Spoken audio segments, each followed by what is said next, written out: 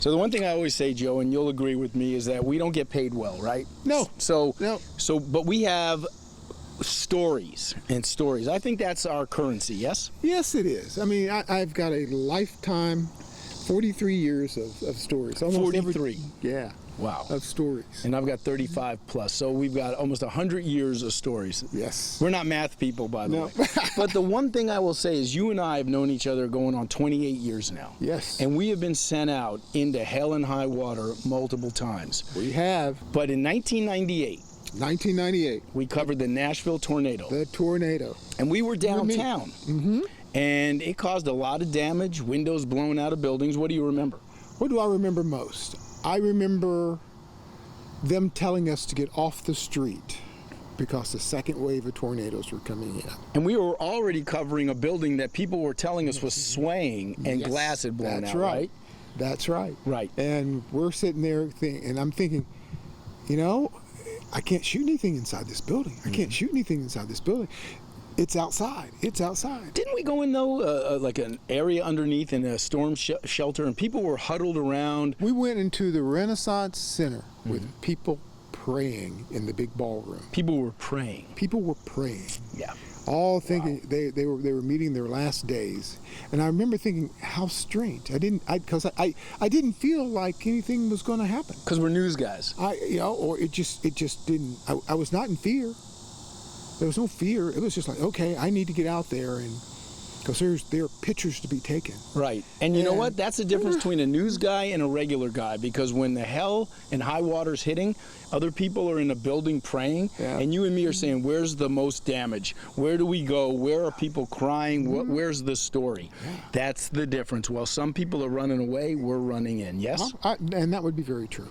So a lot of things well, I didn't mean to interrupt. Go ahead. You know, the picture I was looking for was that, because there was still glass falling out of the buildings. I mean, these are, 30 stories? I mean, glass coming down and shattering. I wanted one of those pictures. Yeah. I wanted one of those. And you got it. Yeah, I did. And it was hundreds of millions of dollars in damage. We covered it for weeks. Some people died. But our day just never ended. One shift became the next shift into the next day.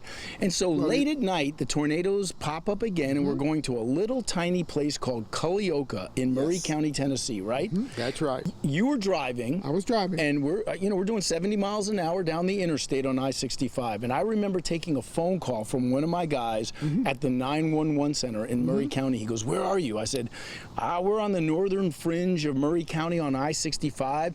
And he goes, "There's a tornado coming right at you." And at the time he said that, I just remember the windshield wipers doing this. Yes. And I couldn't see out of the window. And I looked to you and I go, "Joe, man, slam the brakes. We got to stop. There's the tornado coming." What'd you say? I said, "Andy, we are stopped." You said, "We are stopped." We are stopped. And you said, "No, we're not." And I said, "Yes, we are. Look at the speedometer." And literally, that's when we knew we were in the outskirts of a tornado that was pulling us at 60 or 70 miles an hour. I thought we were still... We were moving. We were moving. Right? The car was moving. Yeah, your foot is on the brake, right?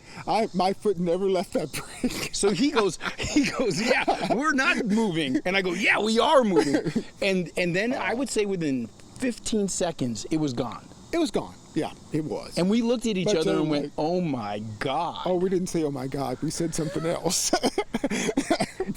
And you know what? That's one of those indelible stories. Because every day for me melds into the next day. Yeah. Now, but a couple pop up, and that is one. The thing that night, the thing that's probably afterwards that scared me was the fact that you go to a tornado scene and you see a 2x4 through the door, or you see a 2x4 or a branch, into a house that just literally pierces the house. I was sitting there thinking, that could have been us. I never really thought I was going to die. Nope. And we could have died easily. Yep. And now it's a great story, and we're probably embellishing a little.